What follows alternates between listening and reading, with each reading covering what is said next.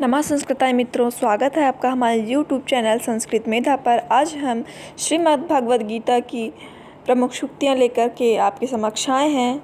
तो देखते हैं, दूसरे अध्याय का तीसरा श्लोक है। इस श्लोक की सूक्ति है, क्लैव्यमाश्मगमा, अर्थात नपुंसकता को मत प्राप्त करो। आगम अपायनो अनित्यास्ताम स्थिता तितिक्षस्व। भारत, उत्पत्ति और विनाश दोनों अनित्य हैं, इसीलिए हे भारत उनको सहन कर। अर्थात भारत अर्जुन के लिए संबोधित किए हैं श्री कृष्ण ने। सम दुख सुखम धीरम सो अमृतत्वाय कल्पते। ये भी दूसरे अध्याय का 15वां श्लोक है। सुख और दुख को समान समझने वाला धीर मोक्ष के योग्य होता है। ना सतो विद्यते भावो न भावो विद्यते शतः। ये बहुत ही इम्पोर्टेंट सूक्ति है। ये भी दूसरे अध्याय का 16वां श्लोक है। अर्थात असत वस्तु की सत्ता नहीं और सत का अभाव भी नहीं है। अंतवंत इमे देहा, ये 18वां श्लोक है दूसरे अध्याय का। ये सब शरीर नाशवान है, अर्थात जो इस संसार में आया है वो सब नश्वर है, ये शरीर नाशवान है। न अयम हन्ति न हन्यते, ये भी दूसरे अध्याय का 19वां श्लोक है। इसका भावार्थ है कि ये आत्मा वास्तव में ना तो किसी को मारता है और न किसी के द्वारा मारा जाता है। अगली सूक्ति है, वसांसि जीर्णानि यथा विहाय नवानि गृह्णानि नरो अपराणि तथा शरीराणि विहाय जीर्णान्यानि संयाति नवानि देहि। ये भी दूसरे अध्याय का 22वां श्लोक है। जैसे मनुष्य, ये पूरा श्लोक ही इम्पोर्टेंट है।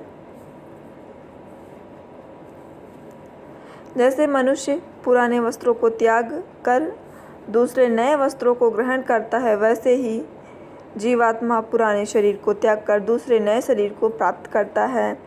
ये भी श्लोक इम्पोर्टेंट है। नैनम छिदन्ति शस्त्राणि नैनम दहति पावका न चैनम क्लेदयन्ते आपो न शोषयति मारुता। अर्थात इस आत्मा को शस्त्र नहीं काट सकते, इसको आग जला नहीं सकती, इसको जल गला नहीं सकता है और वायु सुखा नहीं सकता। ये 23वां श्लोक था और ये वसांसि जीर्णानि 22वां श्लोक था। अब अगला देखते हैं 24वें श्लोक की सूक्ति, नित्याश्वागता स्थाणुर अक्षलो अयम सनातनः। अर्थात ये आत्मा नित्य सर्वव्यापी अचल स्थिर रहने वाला और सनातन है। जातस्य ही ध्रुवो मृत्यु, ये बहुत ही इम्पोर्टेंट है सूक्ति, क्योंकि जन्मे हुए की मृत्यु निश्चित है। अर्थात जो इस संसार में आया उसका मृत्यु निश्चित है। स्व अल्पम अप्यस्य धर्मस्य त्रायते महतो भयात्। ये 40वां श्लोक का है। इस कर्मयोग रूप धर्म का थोड़ा सा भी साधन जन्म मृत्यु रूप से रक्षा कर लेता है। ये अगली सूक्ति जो है वो बहुत ही इम्पोर्टेंट है। ये कर्मण्येवाधिकारस्ते मा फलेषु कदाचन। ये सबके जीवन के लिए बहुत ही महत्वपूर्ण सूक्ति है। तेरा कर्म करने में ही अधिकार है, उसके फलों में कभी नहीं।